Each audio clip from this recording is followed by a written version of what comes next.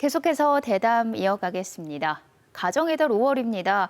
그런데 가정이 편안하고 따뜻한 곳이 아니라 불안하고 두려운 곳인 분들이 우리 주변에 여전히 많은데요. 가정폭력과 아동학대가 끊이질 않고 있습니다. 현황과 예방법, 대책 등에 대해서 제주경찰청 여성보호계 문기철 계장과 이야기 나눠보겠습니다. 어서 오세요. 네, 안녕하십니까.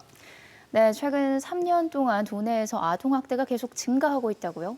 예, 아동학대 신고 건수는 매년 증가하고 있습니다. 3년 전인 2019년 한 해 동안 제주에서 아동학대로 신고된 건수는 313건으로 결코 적지 않은데요. 네. 2020년에는 339건으로 더 늘었습니다. 지난해에는 300대가 아니고 400대로 껑충 뛰었습니다. 네. 지난해 491건의 아동학대가 접수됐고 320명이 검거됐습니다. 올해도 4월 말 기준으로 보면 136건이 신고됐는데요. 지난해 같은 기간에 비해 약 7.9% 증가한 수치입니다. 네, 지난해 제주 지역 아동학대와 관련해서 최악의 해로 기억이 됩니다. 올해도 접수 건수로만 보면 심상치가 않은데 어떤 유형의 아동학대가 많이 적발되고 있나요? 네, 아동학대는 아동의 신체에 직접적인 표현을 가하는 신체학대와 언어로 모욕감을 주거나 심리적 공포감을 일으키게 하는 정서적 학대, 그리고 성추행 등을 하는 성학대와 필요한 이식주와 의무교육, 그다음에 의료적 조치를 제공하지 않는 방임 등 4가지 유형으로 분류되는데요. 올해 아동학대 사건으로 78건이 처리됐습니다. 이 사건들을 중심으로 보면 신체적 학대가 38건으로 제일 많고 정서적 학대, 성학대, 방임 순입니다. 신체적 학대와 정서적 학대 등 2가지 이상이 동시에 발생하는 중복 학대도 전체의 16%를 차지하고 있습니다. 네, 아동학대 건수가 늘어나는 것과 관련해서 갑자기 학대가 늘어났다기보다는 관련 교육이 긍정적인 효과가 있다는데 이게 무슨 말인가요? 네, 맞습니다. 안타깝고 슬프게도 우리 사회에서는 아동학대는 참 오랜 기간 근절되지 못하고 있는 범죄인데요. 네. 범죄의 심각성을 널리 알리고 많은 분들이 근절에 동참해 주길 바라면서 여러 관계기관, 부모와 학부모 등을 대상으로 관련 교육을 꾸준히 해오고 있습니다. 예전에는 아동과 훈육과 아동학대를 혼동하는 사례가 많았지만 네. 이제는 아동학대를 바라보는 사회적 인식이 변했고 학교에서도 철저히 교육이 이루어지고 있습니다. 또 의사와 교사, 보육교사 등에 의한 아동학대 신고 의무 규정 등 제도적인 뒷받침도 마련되어 있습니다. 이런 여러 제도, 관심의 영향으로 아동학대 신고는 증가하는 것으로 분석되고 있습니다. 네, 인식 변화로 신고가 늘었다. 그 점은 이제 긍정적인 부분이네요. 혹시 아동학대가 많이 발생하는 장소가 있나요? 네, 학대 장소에 관해서도 저희가 계속 조사를 하고 있습니다. 네. 크게 가정, 어린이집, 유치원, 학교 등입니다. 이 중에서 가정 내 아동학대가 대부분을 차지하고 있습니다. 올해 들어 지난 4월까지 사건 처리된 아동학대의 80%가 가정 내에서 발생한 건입니다. 네, 아동들이 가장 기본적으로 보호를 받아야 할 가정 내에서 아동학대가 많이 발생하고 있다고 하니까 참 안타깝고 속상합니다. 가정폭력도 심각한 상황이라고요? 네, 맞습니다. 평균적으로 제주에선 가정폭력으로 하루 10건 정도가 매일 신고되고 있습니다. 네. 2019년부터 지난해까지 접수 건수가 한 해 평균 3,800건을 유지하고 있고 네.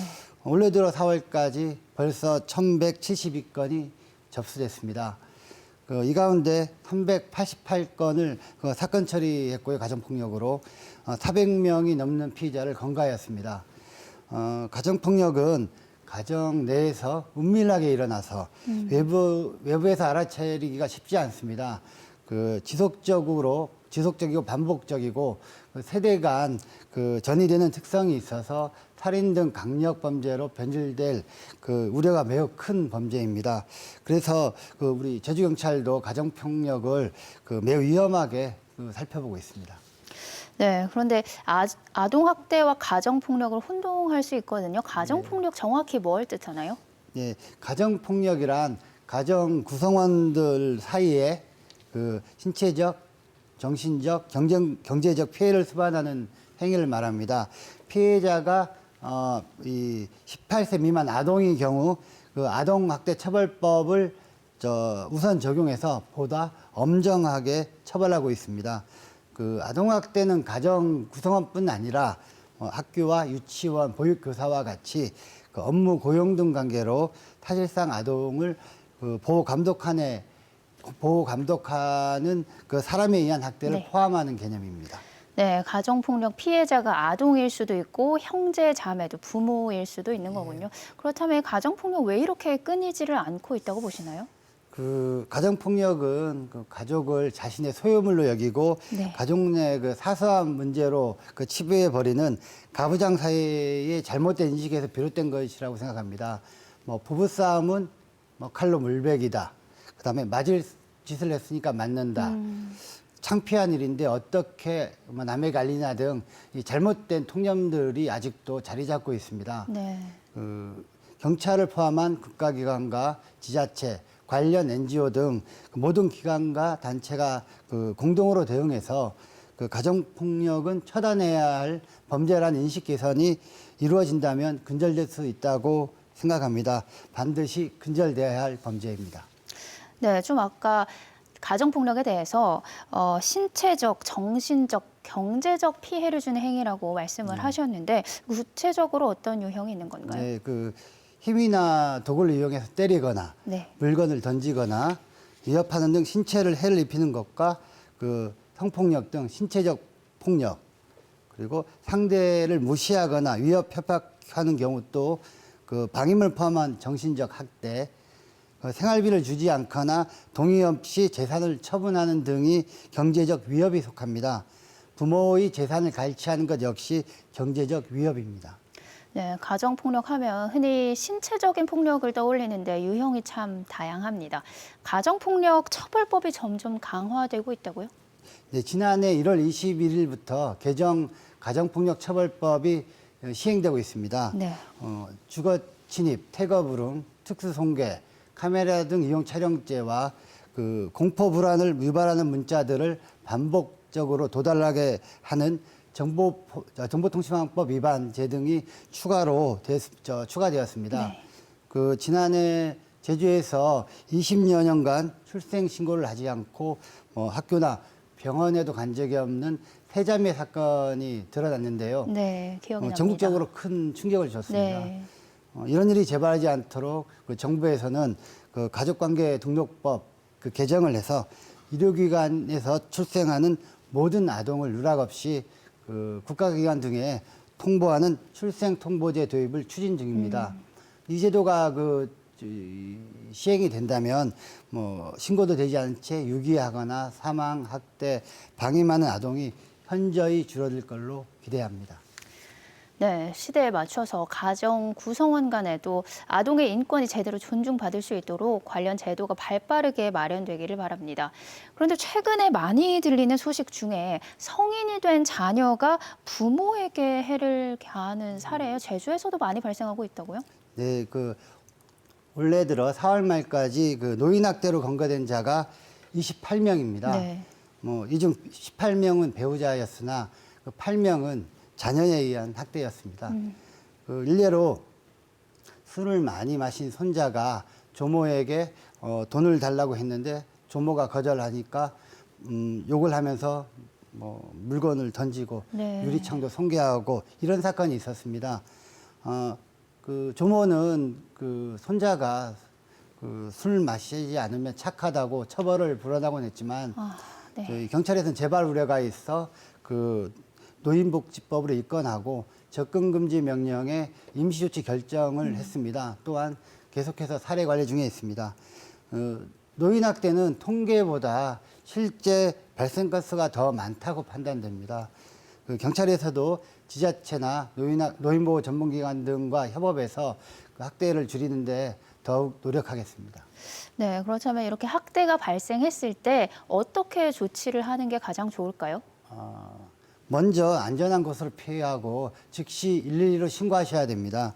피해자들은 폭력 상황만 진정되면 바로 괜찮다며 없던 일로 해달라는 경우가 많습니다. 네. 이럴 경우 가해자는 스스로를 정당화시키고 폭력을 사소하게 생각해 반복적인 가정폭력이 발생하게 됩니다.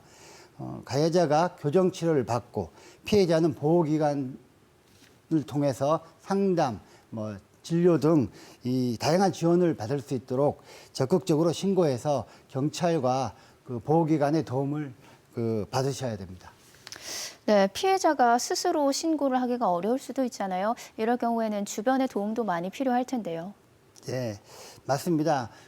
아동학대의 경우 피해 아동은 정신적, 신체적으로 성숙하지 않아서 자기 표현을 충분히 하지 못할 경우가 있습니다. 네.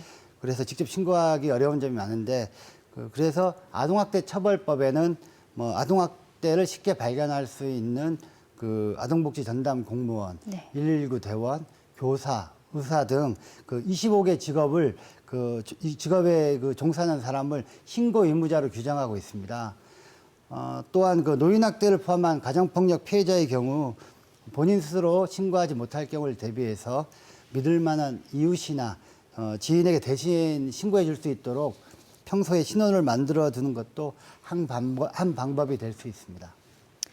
네, 참 대상을 불문하고 상대를 아프게 하고 힘들게 하는 학대는 반드시 사라져야 할 범죄라는 점, 학대는 더 큰 범죄를 일으킬 수 있는 악의 뿌리라서 꼭 뽑아야 한다는 점을 모두가 명심하셔야겠습니다. 오늘 말씀 여기까지 듣겠습니다. 고맙습니다. 고맙습니다.